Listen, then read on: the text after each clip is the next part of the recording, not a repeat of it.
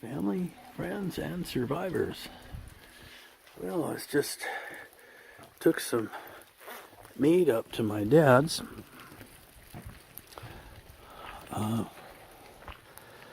Get it in the freezer for him, and laying there on the road to the shop was just a magnificent bird. I don't know whether he just played out right there or whether he didn't win in his last battle. I know, and that's something. He's got a pretty good beard. The old Tom, look at those talons there. Look at the spurs. So he's still warm. He hadn't been there long. Don't know what's going on. But we'll harvest some feathers and some talons. And look at that. Just magnificent animal, really. He is very heavy. Beautiful feathers. So I have a friend that makes hats, and he's got a hat band that has the spurs. He's looking for some spurs, so I'll tell him to come get it. I guess what I'll do is I'll just harvest the breast meat out of it and throw the rest of the carcass away. I hate to waste him. Just a beautiful bird. We probably have 30 of them that live on the homestead. They're wild, Oregon wild turkeys. And I'd sure hate for this one to go to waste. Gibbs would like to eat them. I don't know what to do with that. But I don't know what got him. It doesn't look too torn up. His ticker might have just quit. I've seen a lot of older ones where the beard is just a whole lot longer. You see his beard here. I've seen beards that were twice that long, so I don't know how old he is, but judging by the spurs, I'd say 2 or 3 years. He's still real limber, no rigor mortis has set in, so I think it'd be good to eat. That's the way we roll. Have a blessed day. Well, I guess now I gotta clean that up.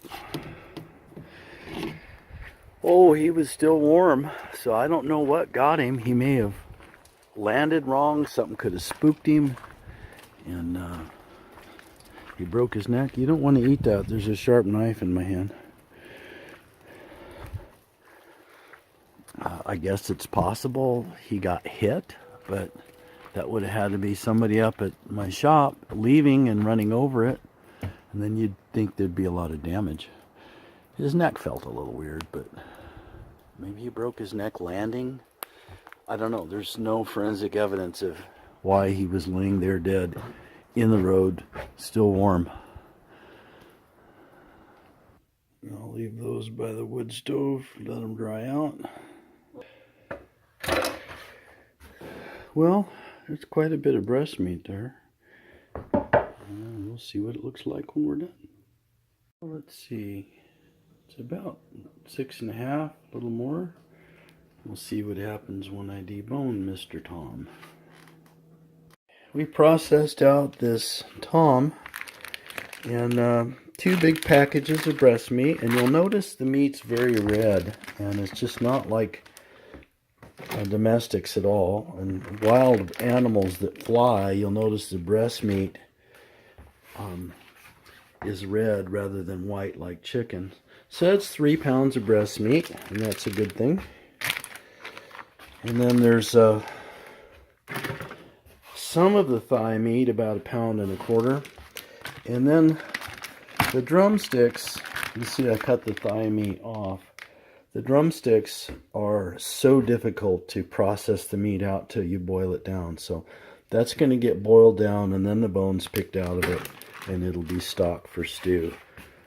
So I doubt there's more than maybe 3/4 pound in there.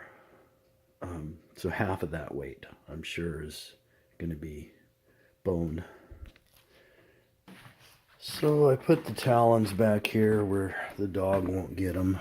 Let them dry out. A friend of mine's coming by tomorrow. I'm going to pick those up. So they'll be just fine right there. And you know, a lot of folks, they don't understand homestead life. And I tell you what, that hurts so much, skinning that. just pulling the skin off the breast and exposing the legs and thighs. My neck can't take it. I tell you what, I was just seeing stars right now. It hurts so bad. But I couldn't just leave it. It's, you know, technically roadkill, yes. It was a dead, full-grown tom on my road up at my shop.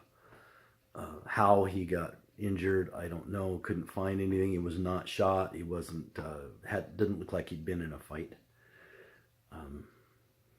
Heavy birds, though, and if something spooks them, and when they land, they're not the most expert at landing, and they'll actually roost in a tree. Something got him, may have broke his neck. I just don't know. But it seemed like quite a waste to just, you know, throw it away. Have to deal with the carcass one way or the other. So we processed out the meat. And what I like to do, of course, this is all soup stock over here. But what I like to do with the breast meat is I cut it into strips. And I bread it. And I fry it in a cast iron pan. And then after it's cooked and cooled, you can cut the strips into 1.5 inch long pieces, maybe 1 inch by 1.5 inch long piece. And then that's added to a stew. You don't put it in right away, you put it in the very last thing. And like this one, this is carrots and turnips and sweet potatoes and beef. And that's just how you roll. And one thing about homestead life is you just learn to embrace the poo. I'm sorry if that offends some of you, but there's going to be dirt. There's going to be stuff on your boots when you come in. Not everybody has a mud room. Your boots are going to sit in the corner, and if you've just come in from the barn, when you walk in the front door, you're going to smell the barn. That's just the way it is. And that's not a bad thing. You just have to embrace it. You're going to have animal hair on you. That's just how it is. It's not city life at all. We track dirt in the house constantly. We're a half mile from pavement. I mean, come on, there isn't anything paved around here. It's going to get on your shoes. And, you know, some people like to wear those clogs and they run in and out of the house with those and they take their shoes off every time they come in the house. I'd rather sweep the floor, okay? I would just rather wear boots and take them off once a day and be done with it. Oh, anyway, that's that. So, got a little bonus bonus turkey today. Yeah, I'm seeing stars. It's all right. I probably won't post this. Another one of those videos that'll just get lost somewhere, no doubt. All right, folks. Have a blessed day. We are.